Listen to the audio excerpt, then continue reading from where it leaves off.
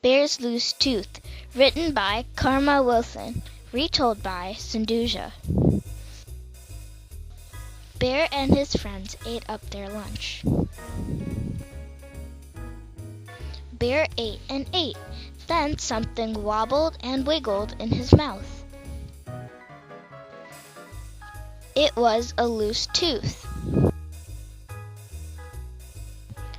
Bear was worried. He didn't know if his loose tooth would grow back. All the animals planned on helping Bear pull out his loose tooth.